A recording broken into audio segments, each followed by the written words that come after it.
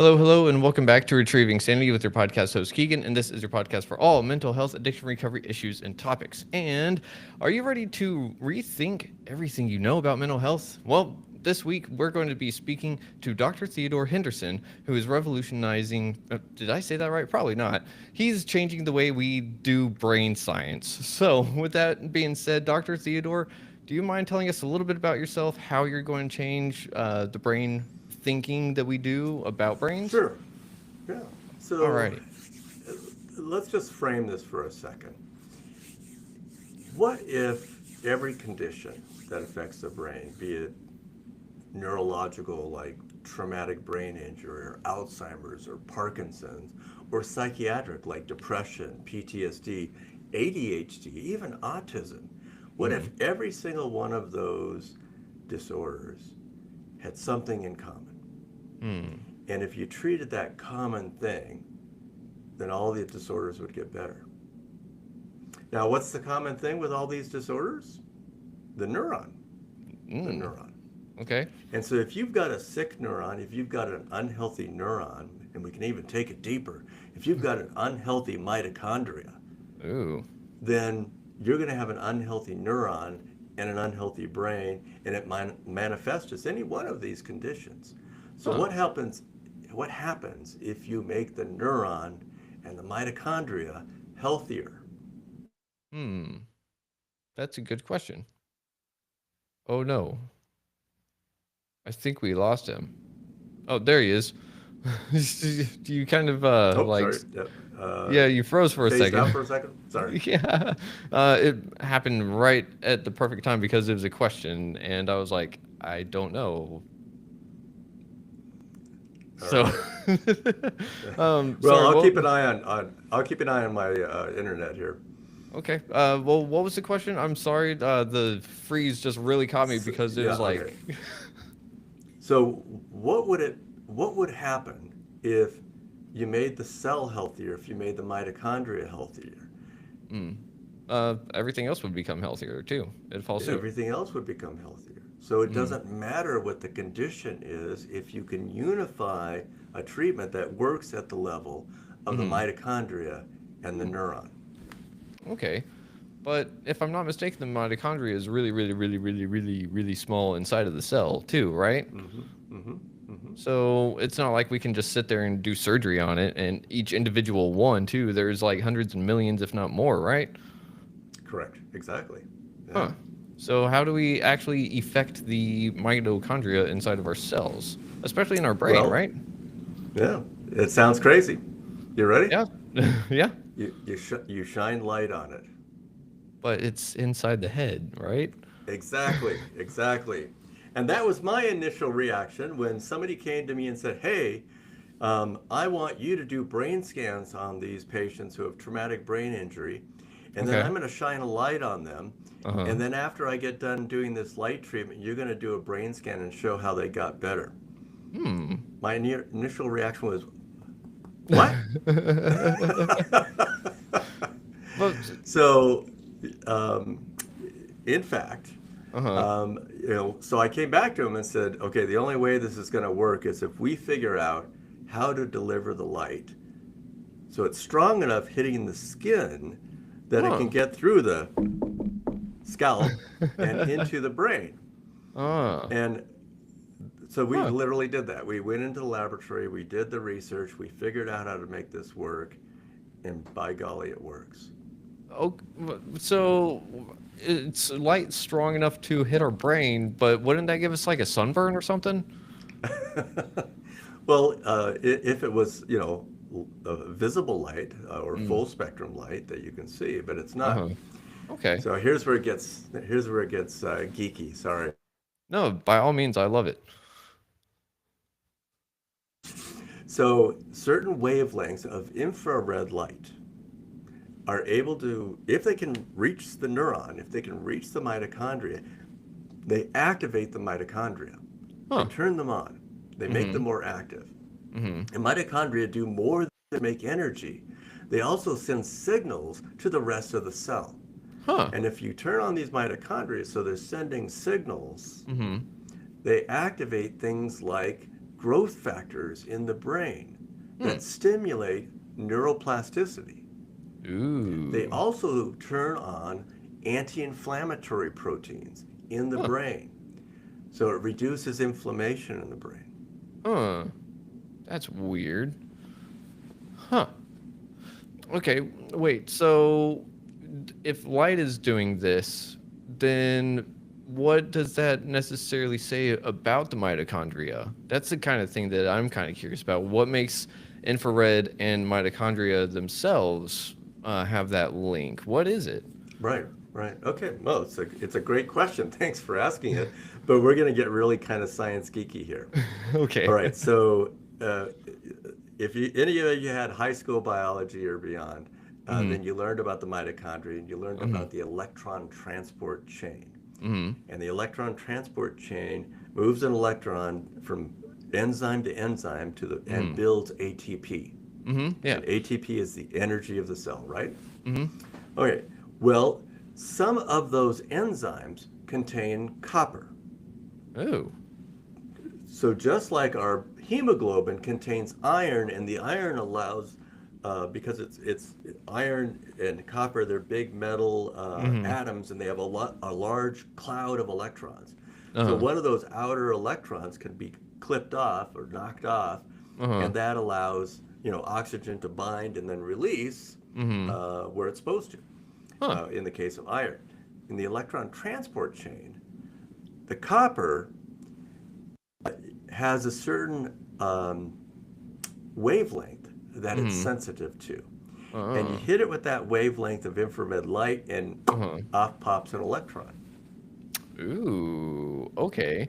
Dude, wait a minute. That actually kind of makes a little bit of sense, right? Because electromagnetism says that both energy and magnetism are intercorrelated, right? Mm-hmm. So, in a sense, yeah, if you match the frequency, it should be able to do something, but how was this even found in the first place is my question. Yeah. Well, ironically, this stuff started in the Soviet Union. The Whoa, original what? studies of infrared light. Yeah, I know. Huh. And then NASA picked up, and NASA was using it to speed wound healing for the astronauts. Huh. And if you shine infrared light on a wound, it will heal faster. Huh. So Harvard then started studying it, and they have a whole institute, a whole building, Mhm. just to study infrared light. And that, became this, um, I don't want to, tour de force of research on the Mhm. biological effects of infrared light on the brain and on Hmm. the rest of the body. So the work, Michael Hamblin, he's the godfather of photobiomodulation. That is how Ooh. infrared light affects biology. Uh-huh. And he just retired from Harvard after many years of great work. Oh man. Huh. So the Harvard research had shown, yeah, look, you treat mice who have traumatic brain injuries with infrared light, they get better. You treat mice with strokes with infrared light, they get better. You Hmm. treat depressed mice with infrared light, they get better. So Huh. the groundwork was laid in these animal studies, these mouse studies. Uh-huh. Um, and then folks down in Australia have been studying Parkinson's disease and Alzheimer's. Out in California, they're looking at Alzheimer's. Down in Mhm. Texas, they're looking at Alzheimer's and cognition in general. So, I mean, Huh. it's become photobiomodulation is probably the fifth branch of medicine. We've Ooh. not quite gotten to the point where it's recognized, but we're right there. Mm. And we're in my clinic. We are treating patients, and we've been treating them since 2013. Oh wow. That is really, really cool. This is super awesome because it's not only like reputable, it is something that is also right on that edge of like magic and science, right? Because it's one of those things that Mm-hmm. it's kind of where there's that saying magic is just technology that's indistinguishable to like we don't know how it works, right? So imagine just Mm-hmm. going up to someone and shining something on them and their wound heals real fast. It's like, whoa, that's magic. But of course it doesn't do it instantaneous, I'm sure, but the results would be Correct. fairly quick. And does it happen because of the same thing with the copper being releasing an electron? Yeah. So again, it starts at the level of the mitochondria. The Uh-huh. mitochondria doesn't, can be in a brain cell, it can be in a lung cell, it could Mm-hmm. be in a skin cell.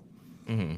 And if you activate those mitochondria and they start sending signals to the chromosomes, turning on growth factors, and you turn on Mm. a fibroblast-derived growth factor in a cut on your hand, Uh-huh. the cut heals faster.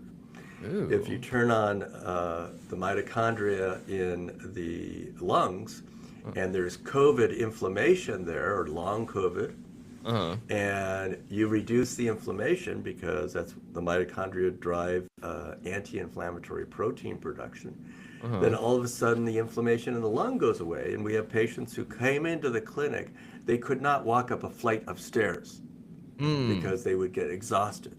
And Mm-hmm. now they're back to hiking the 14ers in the mountains here in Colorado. Whoa. That's pretty powerful stuff. Yeah. Holy cow.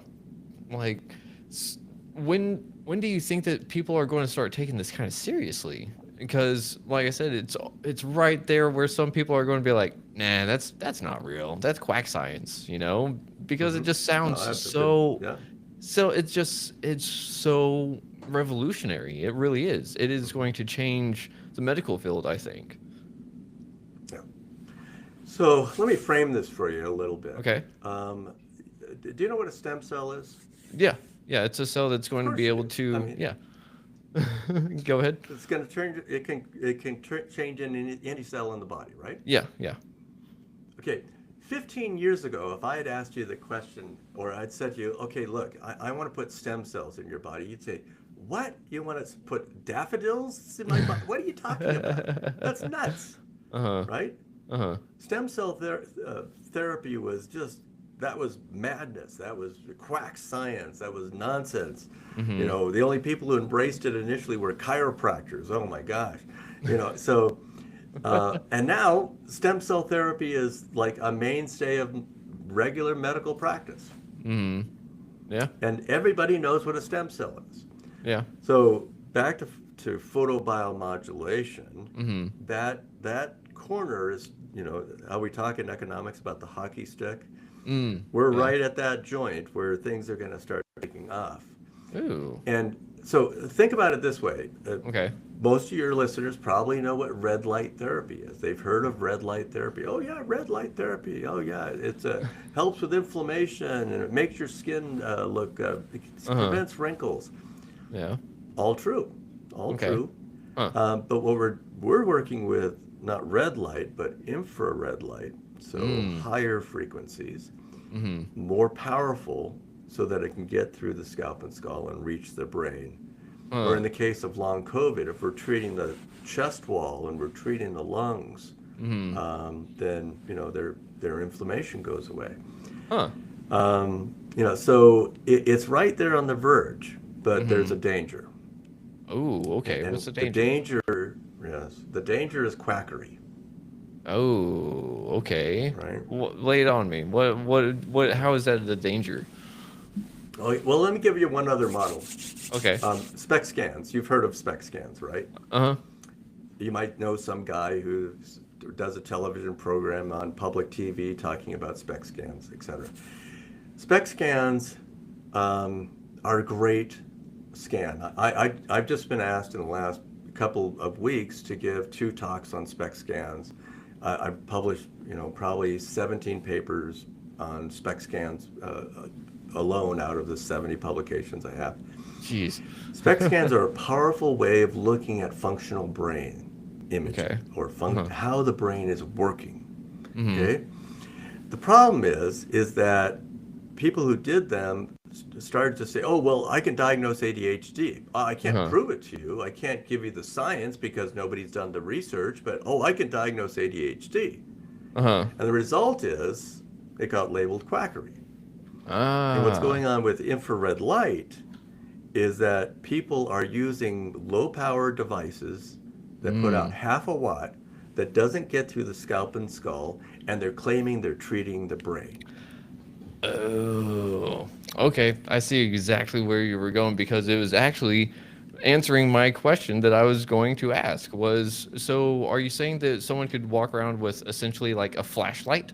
If it's like you said it had to be a powerful ray and everything, which I Hmm. don't think a couple of D cell batteries are going to cut the trick, right? Correct. Correct. Correct. Yeah. So we're working. So we went into the laboratory and figured Mm-hmm. out what it would take to get through scalp and skull and 3 centimeters of brain. So about that Mm. thick. Uh-huh. Okay. Uh-huh. I'm sorry, not high enough. That thick. And so we use sheep heads, and then we use cadaver heads, and then we use living human tissue. For example, Ooh. my hand is 2.5 centimeters thick.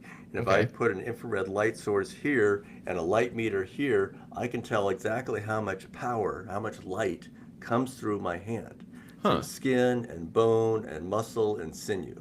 Uh-huh.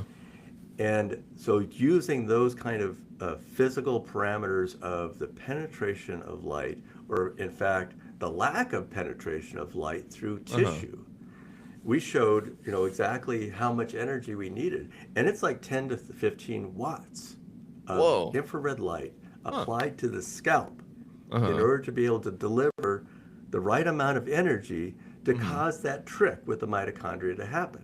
Hmm. Too little Okay. light doesn't happen. Too much light doesn't happen. You got to hit the window. Huh. That's really interesting that it has a window for sure because I Yeah. guess it would make sense because well, with all things you need balance, but Hmm. really that would be kind of like if you're overloading it, it doesn't have time to process what you're trying to get it to go and do. I guess would be why that would Correct. be that way. But uh, and I already know the answer to this, but I just have to ask because you brought up the whole holding up your hand and shining that light through it with a meter on the other end. Hmm. You don't feel that, but like, do you? Like, in a sense, do you feel something like after effect, I guess? You can you can feel a little bit of heat, and so one of the things that we had to work out was how do you work with those kind of power without causing a buildup of heat in the tissue. Mm-hmm. And I could explain why there's a buildup of heat. It's not from the light. It's not from the light that you deliver, It's from but the how it energy. bounces around in the tissue Mm. that creates the heat. And so Mm-hmm. we figured that out. And our patients, they come in and they say it feels like a warm breeze. It doesn't Hmm. feel hot or uncomfortable or painful in any way or shape or form. Huh.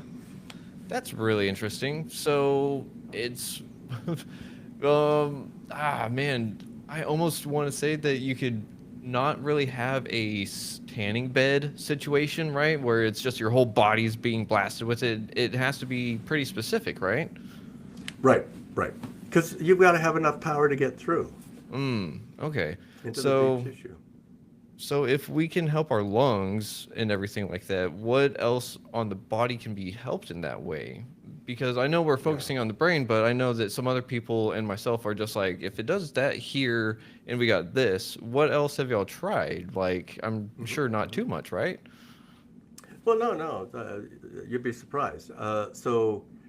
The original use of the lasers that we use, and these are Mm-hmm. lasers, coherent infrared light, the original use was to treat joints. Hmm. Huh. There's also a really good use for infrared light, a different wavelength of Uh-huh. infrared light to treat toenail fungus. You blast the toenail with a wavelength of infrared light that kills fungus but not human cells, and you Huh. wipe out the toenail fungus. The other thing that's going on that's even more fascinating, this is so cool. Down in Australia, they've been working on Parkinson's. And Hmm. there's a connection between the gut, you can't see my belly, it's big enough, and the brain in Mm-hmm. Parkinson's. Yeah. And so they've been treating with lower powers than what we work with, low power infrared light. They've been treating the belly. And two Mm-hmm. things happen. One, the Parkinson's gets better. And number Huh. two, a bunch of other things get better because they're treating the microbiome. Huh. We're actually literally treating the bugs that live in our gut Huh. Huh. by that technique. That is So I really have some, cool. yeah. So I have some patients who have, in addition to the brain stuff, they had like inflammatory bowel disease, like IBS or Crohn's Mm-hmm. disease. And we said, okay, come on, let's try it out. 10, Uh-huh. 12 treatments to their belly, and their symptoms are better. Huh. Wow. Weird. So, with that being said, 10 to 12 treatments and they start getting better, is it one of those situations where it's like you get a shot or a vaccine and you're good for X amount of years or so? Or is it just like, come in once a month or whenever you start feeling the symptoms again? That is a fantastic question. Thanks for asking that one. So here's what we're seeing. With this multi-watt infrared light, this Mm. high-powered light, we started treating patients in 2013. We published our first series of traumatic brain injury patients in 2015. Mm. I'm still in contact with those patients. Huh. They're still Okay. doing well. Whoa. Our first depression study we published in 2017, so they were treated 2015, 2016, Uh-huh. and 39 patients. 37 out of 39 are still doing well. Wow. Holy cow. Yeah. So what I'm saying is this is a treatment that is powerful and it Uh-huh. lasts. Yeah. It's powerful, it's effective, it lasts, and that's the trifecta that we're looking for whenever we're trying to help Hmm. ourselves, literally. Because Right. I know I don't want to sit there and have to rely on a bottle of pills to make my brain feel good.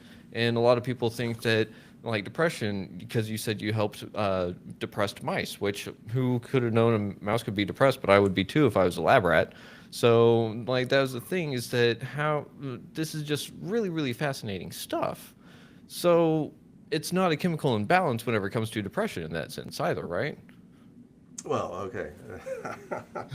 Now that's a very important question you just asked. That Okay, whole, let's just talk about depression for a moment. got My it. book, Brighter Days Ahead, Okay, really kind of focused on depression. okay. And depression is not a chemical imbalance. It has nothing to do with serotonin. It has nothing to do with dopamine. The fact Mm. that Prozac increases serotonin and is an antidepressant, it's a happy accident. The two have nothing to do with each other. Huh. Literally nothing to do with each other. Huh. Depression actually is a degenerative disease. Ooh. Dendrites, little trees of Uh-huh. neurons. they're they're pulling back. They're losing branches. Synapses Whoa. are dying. Circuits are breaking down. The frontal lobe gets thinner in depression. The Uh-huh. hippocampus gets smaller in depression. Huh. And when you treat depression and a person becomes undepressed, the hippocampus gets bigger again and the frontal Uh-huh. cortex gets thicker again. So Huh. that's regeneration. Uh-huh. Now, the most powerful, you know what the most powerful chemical antidepressant is? Oh, come on. Endorphin. It's in all the news. No, no, no, no. Dopamine. Ketamine, Oh, ketamine. right? Okay. Ketamine. Interesting. So Uh-huh. ketamine, a dissociative anesthetic, but it turns on brain-derived neurotrophic factor, or BDNF. That's Hmm. the driver of adult neuroplasticity, Hmm. BDNF. And Okay. ketamine turns it on very powerfully. Uh-huh. And I started, ran a ketamine clinic. I still run a ketamine clinic. Uh-huh. I started the first ketamine clinic in Colorado. It was the 13th clinic in the country. And Oh, I wow. started it because when I looked at ketamine and how it worked, I said, holy Toledo, this turns on BDNF. We got to be doing this. Oh, yeah. Um, okay? Huh. So I use ketamine as a model in the book Brighter Days Ahead to talk Uh-huh. about that depression is really a degenerative change. Uh-huh. And the answer, the antidepressant that you want is neuroplasticity, is brain Mm. rebuilding. Mm-hmm. Ketamine does it, Okay. multi-watt infrared light does it. And you know Huh. what happens when you put the two together? Really good things. Really good things. Synergy. 1 + 1 Ooh. = 3. Yeah. Ooh. So it's kind of like where a horse and its partner or its friend or whatever, they generate more than double the horsepower if they're a good team, you know? Correct. So that's really Yeah, yeah, you fascinating. got it. Yeah. Huh. So, oh man, that just blows my mind whenever you're saying that depression is a degenerative disease and talking about the dendrites, because the Mm-hmm. mental imagery that I was getting in my head was that it's like, and having suffered depression and stuff myself and being out of it, it really does feel like a season of sorts in the head where it's like the fall and winter came and Mm-hmm. everything just kind of went to sleep. And then Mm-hmm. whenever spring somehow comes around, everything starts blooming again, but it's not quick, Mm-hmm. it takes a minute. So Mm-hmm. that's just really fascinating that it you're sitting there treating those, but you're not sitting there in a way that's going take this to replace things. You're sitting there saying, take this or do this to help your body come back to life, essentially. Mm-hmm. Yeah. Yeah. And if your Hmm. frontal cortex is thinner, Mm-hmm. do you think it's functioning normally? Nah. Uh-uh. No. And that's why people, when they're depressed, they can't make decisions. Mm-hmm. They can't get Yeah. themselves organized. They can't get themselves motivated. The frontal Yeah. cortex is offline. Hmm. Yeah. That's so strange. It's offline. And it takes a lot to really get that back on, too, I would imagine, from Mm-hmm. the actual scientific standpoint, right? Well, apparently it takes about 4.3 doses of ketamine, or 12 to 20 infrared light treatments. Uh-huh. Okay. So here's a really weird, maybe not parallel, but something that is very strange for me because back a couple months ago, several months ago, I spoke to Matt von Becklin, who created the Quit Kit for people that Mm-hmm. have become addicted to ketamine. Mm-hmm. And so it's really interesting that we have this like opposite battle thing, but that's the thing is that he took it to help get himself feeling better until it became a problem. And I was like, that kind of sounded like my alcohol. Like, it fixed all my Mm-hmm. problems until it became the problem. So, but it would make Yeah. sense to why someone could even get addicted to ketamine, I guess, if it makes your brain feel that good. It would sit there and probably make someone want more, which is great Mm-hmm. that you have a clinic for it, I guess, correct? Well, so yeah, let's talk about that for just a Okay. moment. That's a very important distinction you're making, and one of the things that really bothers me about the ketamine field right now. Mm. So the the typical ketamine clinic says you must come in and get 6 infusions over 2 weeks. Mm-hmm. Okay, Mm-hmm. and that came from the first multiple infusion study. So Oh. one of which was done by Shiroma. Uh-huh. Now, I reached out to Shiroma and said, okay, what's the molecular biology of why 6 infusions in 2 weeks? How would you come up with that number? And you know Mm-hmm. what his scientific response was? I'm not picking on you, Shiroma, but the scientific Uh response was, I don't know, it sounded good. It's what we do for ECT. oh no. I am not kidding. Now, if ketamine turns on neuroplasticity Mm-hmm. and an axon grows a millimeter a day, Mm. how often should you get a ketamine treatment? Certainly Mm. not every 2 days, Yeah. Mm. right? Mm-hmm. So for years, I mean, I've ran a clinic for over 12 years. For 9 of Uh-huh. those years, I had clinic 1 day a week. So Huh. patients got an infusion 1 day, 1 time a week. Mm. And then I had Gotcha. started saying, okay, the clinic's full today. I'm gonna push you out to next week. And Uh-huh. what I saw, because I analyze all the data, I know Uh-huh. exactly what's going on with all these patients. And Yeah. I have this whole group of patients who got treatments every 2 weeks versus Huh. every 1 week. Oh. You know what the difference was between those two groups? What's that? Every 2 weeks versus every 1 week? Hmm. The difference was absolutely nothing. Really? They all got 78% response rate, both groups, Huh. and they all got about, on average, across both groups, 4.3 infusions. Huh. So, Wow. so over years, my patients are getting better with 4 or 5 treatments, not 6 Mm-hmm. infusions plus boosters, because you Mm-hmm. need the boosters because you rushed all those treatments, and the brain hasn't had a time to regenerate, and therefore Uh-huh. you're still depressed, right? Uh-huh. Huh. So the other myth that I need to address in Yeah. ketamine, is there's this urban myth that we talk about fracture, that the ketamine dose has to be high enough to induce hallucinations, or it Hmm. will not help your depression. Okay, I Hmm. just told you I have a Okay. 78% response rate. Uh-huh. The Yeah. national average is 52%. Wow. And in my clinic over Huh. 11 years, Hmm. exactly one patient ever hallucinated. Huh. It's It's because they lied about their body poppycock. weight. And so it's absolute nonsense. There's no reason to make people sick to their stomachs and hallucinate and ruin the rest of their day, if not the next day, to Hmm. treat their depression. It's Huh. stupidity. Yeah. Huh.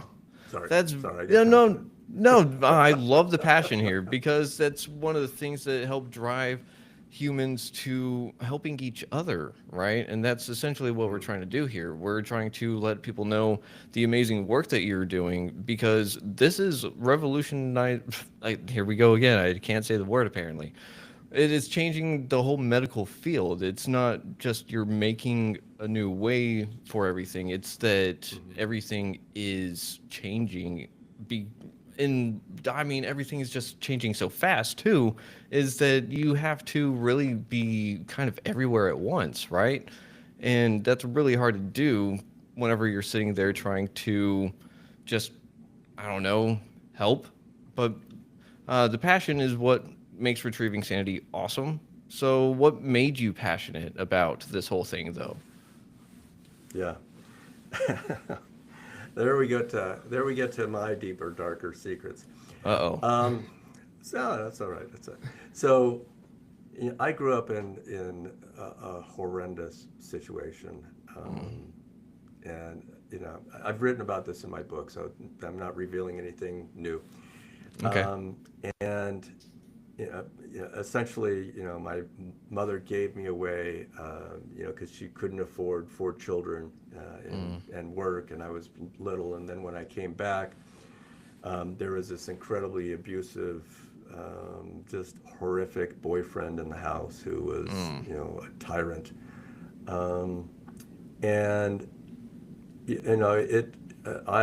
I thought about suicide every day, from the age of 14 to about, well, to the age of about 19, and then often until about the age of 30.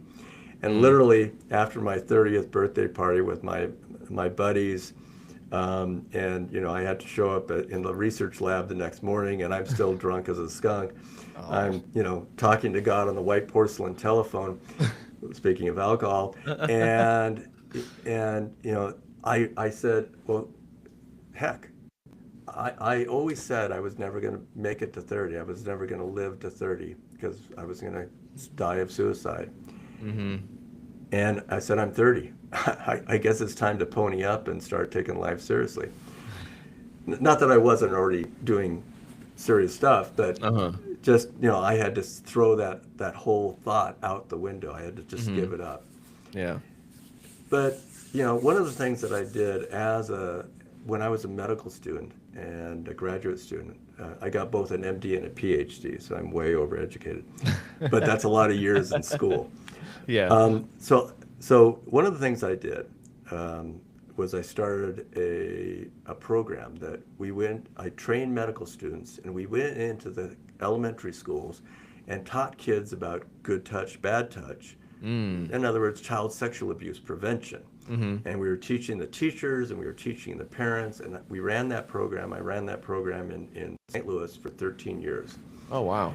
And all through my residency, and all through medical school and my PhD work and residency. Mm-hmm. And that was my way of pushing back against what had been done to me. That was my way Mm. of returning to sanity and retrieving my sanity, was to Mm. do something. And the other thing that came out of this living with this tyrant, where I mean, I was told I was worthless. I would never amount to anything. I mean, when I Mm-hmm. was in medical school, it's, oh, you're a perpetual student. You'll never accomplish anything. Really? Mm. Okay. Um, so I read a book Uh-huh. in early in college. It's Uh-huh. called The Structure of Scientific Revolutions by Mm. Thomas Kuhn. Mm. So, do you know the term paradigm shift? Uh-huh. Okay, paradigm shift came from Thomas Kuhn, from Oh, that book. okay. He talked about how science shifts. What it took for scientists to accept that the sun didn't rotate around the earth, but we rotated around the sun. I mean, Mm-hmm. somebody had to be burned at the stake in order to get that to happen. Yep. And so I became sort of a tilter at windmills. I became passionate about challenging doctrines because Oh. I'd been subjected to this man's doctrines for so many years. And Mm. so my graduate school work and my PhD was literally challenging a doctrine in neurobiology.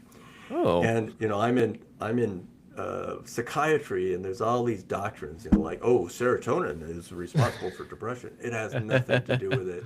There are Uh-huh. so many studies that prove it. Mm-hmm. But so, I'm looking at things like traumatic brain injury. There's no treatment for that. I was Mm. doing functional brain scans, SPECT scans on people, and I'd call them in and say, well, your SPECT scan shows that you have a traumatic brain injury. There's nothing we can do about it. Have a nice day. Hmm. Hmm. That did not sit well with me. Yeah. So, I've been a maverick, and I've been a creator of change, Mm-hmm. and a pusher for change, and a SHIT disturber, and a pot stirrer, Uh-huh. and it's my entire career.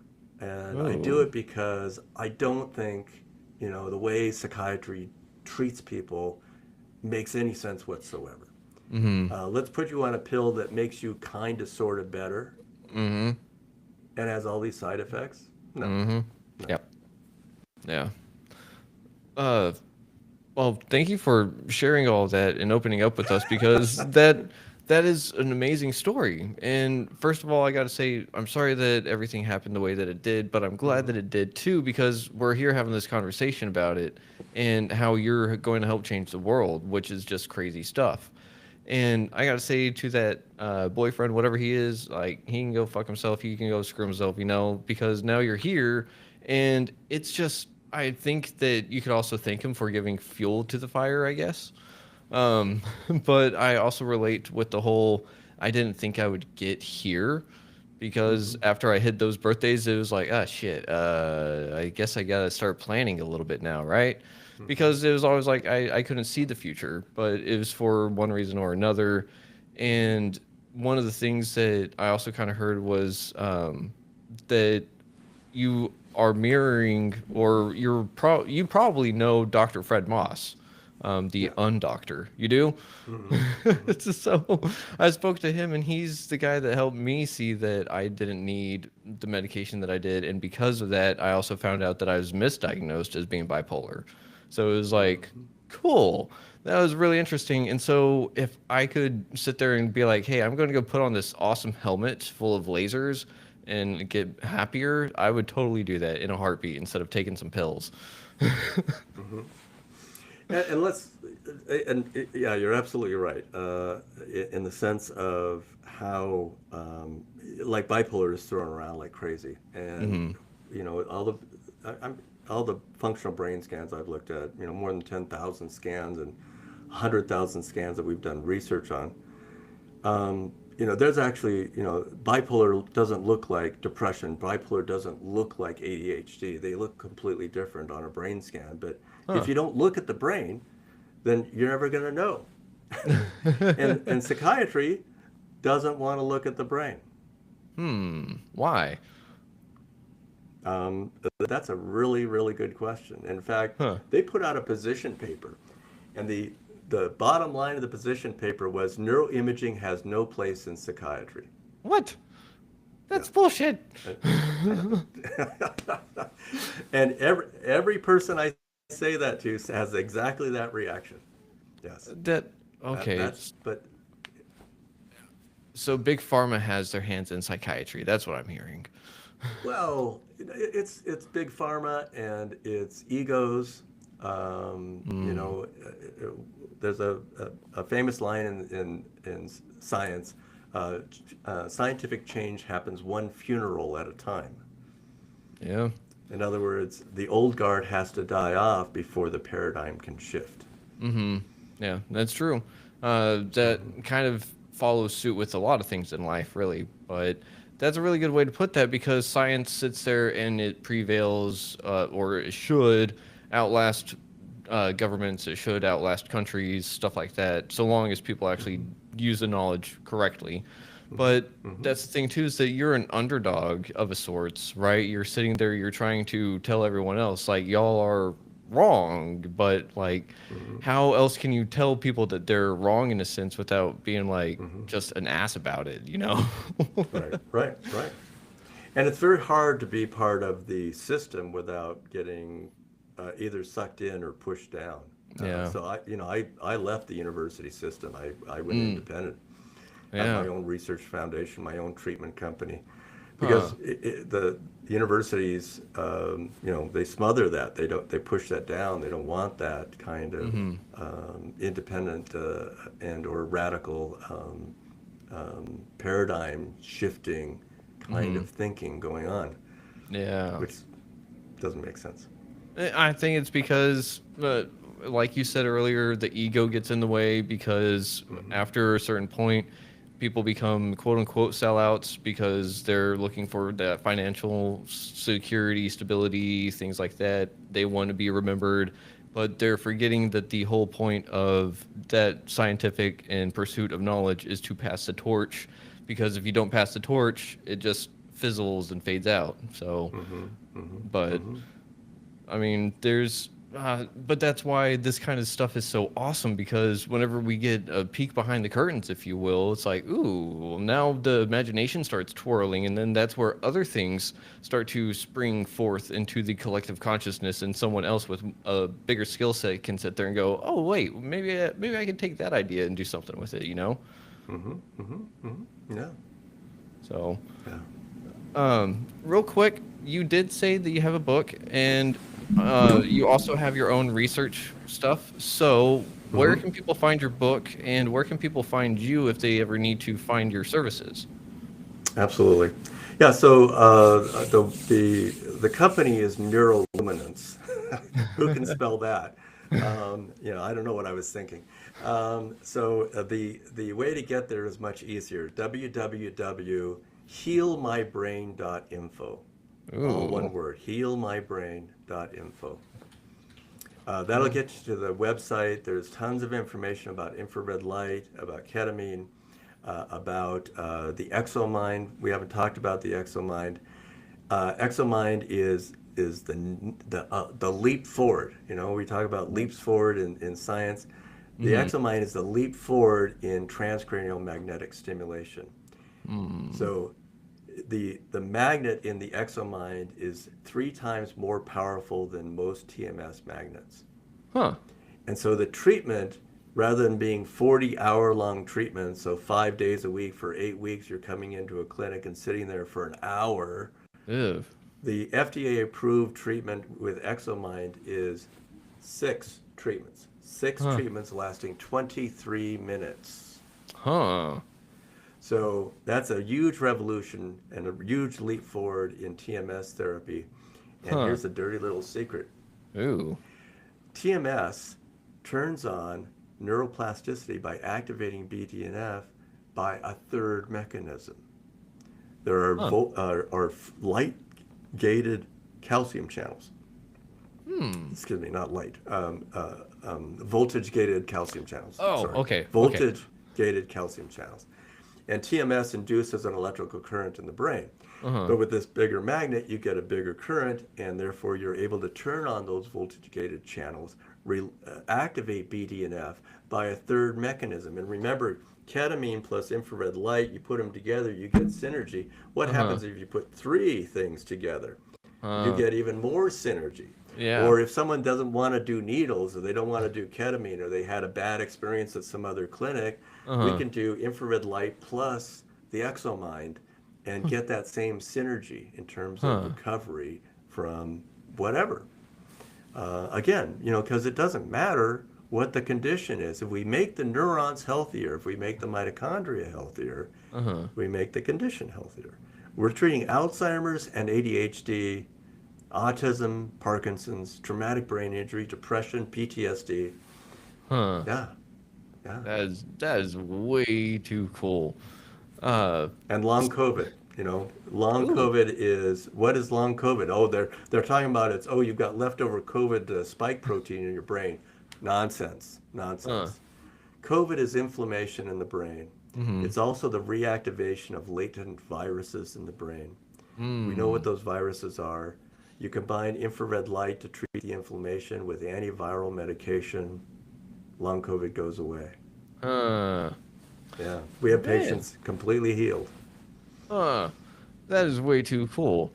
And so you're also not saying that the brain tissue necessarily regenerates all the way through, but at least the lower, like the smaller levels kind of get there, right? Well, so let's look at traumatic brain injury, which is where we Okay. started. Yeah, So, yeah. in some people with traumatic brain injury, the injury is bad enough that brain cells died, Mm-hmm. right? There's Yeah. scar tissue in the brain. Mm-hmm. Now, I'm not bringing those back to life. I'm Dr. Henderson, not Dr. Frankenstein, right? So, what we're doing though is all the cells around that injury that are Mm-hmm. limping along, we Mm-hmm. energize them, we help them to heal, we turn on neuroplasticity so they're able to heal and make new connections. Mm. Um, you know, when I give a lecture on this, I show a veteran Mm-hmm. who had his injury 30 years before we treated him. Mm-hmm. Mm. And his brain scan looked horrid. Mm. And after treatment, yeah, the part of his brain that was dead was still there, it was still dead, but Uh-huh. all the rest of his brain looked so much better. Huh. And clinically, he was doing so much better. Huh. That's Yeah. really freaking cool. And I guess it would kind of uh it kind of plays on that whole thing that the brain is just way too intricate. Like we have no idea what's going on in Hmm. there Hmm. because Hmm. some people just have one hemisphere and they're just fine. And we're kind of Hmm. like, but we thought this side did this stuff. So Yep. so Yep. oh, have y'all done this kind of work on anyone that only has one hemisphere of their brain? I have a peripherally, I have a patient. I do very little with her. I mostly take care of her mom, who Mhm. had to have a hemispherectomy due to intractable Mm. seizures. Mhm. And you know, I've watched with joy the kind of how the rewiring has gone, and she's able to walk, and both legs respond to Huh. one half of her brain, and she's able to use both hands, not perfectly with the affected one, but she's Mhm. able to use them, and she's starting to be able to communicate more effectively, Huh. with a communication device. And she was talking about like real important emotions that we didn't fully appreciate that she could conceptualize. And she was talking Uh-huh. about concepts that it's like, wow, I didn't Huh. know that was going on in there. That's amazing. And so she's Huh. just, just this week, she just lit up my life with this beautiful um, kind of conversation that happened between her and her mom. Hmm. And so, yeah, I would love to encourage that neuroplasticity. I would do it very, very gently. Mhm. Um, but we're not at that point. She's Yeah. mom's not ready, and that's fine. Yeah. Huh. That's really, really cool. And I would love to see all about that kind of stuff. I'm just excited to hear all about this because I'm a little geek science nerd myself. So it's one of those things that everything about the human body is crazy because Hmm. it's such a paradox if because it's like it's so resilient, but it's so fragile at the same time. And the Hmm. way that it just decides to keep on chugging whenever I've tried to throw it off a cliff a couple times, I'm just like, I don't know how it did it, but I'm here. So Hmm. it's we're going to be really cool to see what y'all can do with people that didn't do that to themselves. They didn't have a Hmm. choice, and you're going to be able to sit there and help them regain basically their whole life. It sounds like. Well, that's my goal is to help as many people as I can. Yeah. Yeah. And we're going to make sure that we do that too, because we're going to spread this as far as we can. But I Great. have to ask, because this is such an awesome, it's just an awesome interview. It's a story of sorts, really. It is a documentary almost, right? Because this is going to be something that everyone can look back on and be like, oh, wow, this is the beginning stages of this treatment. So it's Mhm. going to be really cool. But I have to ask, do you think that we could see you on in the future to talk a little bit more about neuroscience and stuff like that? Sure, absolutely. I'd be glad to. Sweet. Because I know an hour is nowhere near enough for all this, and I have Hmm. just a few questions for you, game segment wise, if you want to try them out real quick. Sure, I'm game. Alrighty. So everyone, we're going to play something called Fact or Fracture today, and I'm going to throw Dr. Theodore Henderson some statements that he has to tell us if they're fact or fracture. So, are you ready? Uh, as long as they're medical, we're okay. Okay. All right. So, ketamine works because it makes you hallucinate. You already answered this. Yes, So, that is totally a fracture. That's an urban myth. got it. Sweet. And then infrared light therapy is just woo woo pseudoscience. Um, it could be. It could Mm. be if the people who make these low light devices that put out half a watt, you made the reference to putting a helmet over your head. That's going to be a half a watt device because if you put a 10-watt laser in a helmet and somebody shined that in their eye, they would fry their retina. Oh. So it could be pseudoscience. My goal is to make sure that it's pure, beautiful, clean medical science that's backed up by research and facts.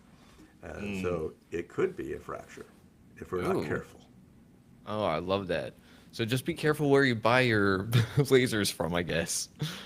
So, up next, once you have PTSD, your brain can never heal. That has been a long-term kind of conclusion, and why the VA does such a crappy job of trying to treat it with pills and group therapy. But no, PTSD can definitely heal. Mm, love it.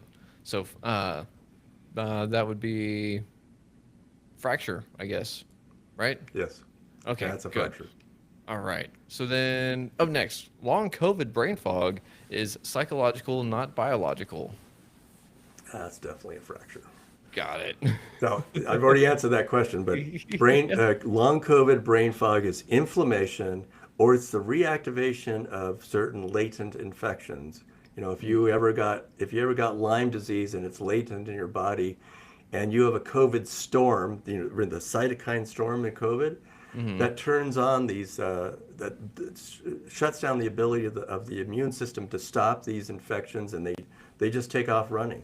The other one that's very common in long COVID is reactivated Epstein-Barr virus, which is one Mm. of the things that I'll treat in my long COVID patients. Huh. That's really interesting. Well, thank you for that. And also Yeah. reiterating that, rather. Up next, all antidepressants fix a chemical imbalance in the brain. Man, you just answered all these questions before I even got to them. There you Oh, go. here's one that I don't know if we've really touched on or not, but mm, viruses can trigger depression and chronic fatigue. Yes, that is Yes. absolutely true. All right. And Yeah, then you read chapter 17.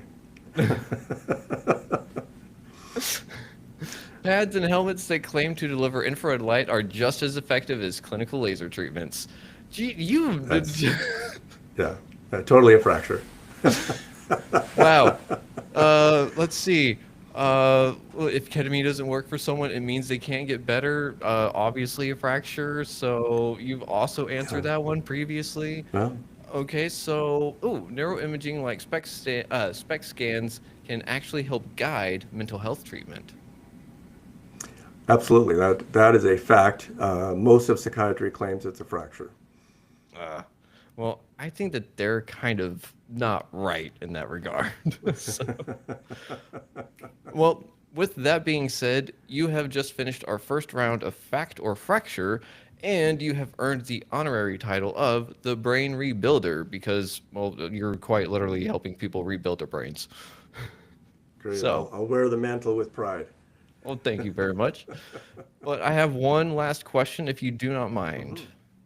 Yeah. So, Dr. Theodore Henderson, the name of this podcast is Retrieving Sanity, and we explore how all facets of living life impact mental health. Looking at the incredible motley adventures of your life, what does retrieving sanity personally mean to you today, and what's one practice or perspective you believe is crucial for anyone on that journey? Hmm. Wow. Oh, just one, right? Yeah, just try to narrow it down. But if you need All to right. do two, two's okay too. Well, I'll say two things. So, Okay. all through residency and fellowship, I was on antidepressant medications. Mm. And particularly during my fellowship here at the University of Colorado. Whoop, I said it out loud. It was demoralizing. It was capricious authoritarianism. And there's nothing I hate more than capricious authoritarianism. It Mm. just made me just sick. When I left the university and when I started my own private practice, within a month, I didn't need the antidepressants anymore. Hmm. Now, what do I do to maintain and continue to retrieve my sanity? Mm-hmm. Um, I think the most important thing is meditation. And we Ooh. didn't talk about that today. And it's talk about woo-woo. But meditation is a very powerful way of rebuilding and restoring your brain. Hmm. It reduces cortisol. It encourages neuroplasticity, and it helps you to realize that you can let go of things, because Hmm. meditation literally is a process of learning how to let go. Mm-hmm. Ooh. Thank you for that. That is some really deep insight. And I think that that's the first time someone's mentioned meditation for that. And I really love that because I personally love meditation. And I think that that would be a great topic to kind of bounce off of for our next conversation. Okay. So, how does meditation, like, I would love to see some brain scans of before and after and stuff like that. Not Mm-hmm. saying you have to Mm-hmm. bring anything on, but just like so I could picture it in my head while you talk about it, you know. There you But go. with that being said, everyone out there, thank you for listening to Retrieving Sanity on WDJY 99.1 FM. And don't forget to go to Dr. Theodore Henderson's website, and that was healyourbrain.info. Healmybrain.info. Healmybrain.info. So it's Yeah. your brain is in my brain, but not my brain because it's my brain. But with that being said, everyone, y'all have a good night or whenever it is that you're listening to this. And remember, try to love yourself if you can, love others if you can, but you got to love yourself first. And we will catch y'all next week. And with that being said, much love. Shalom. And cha.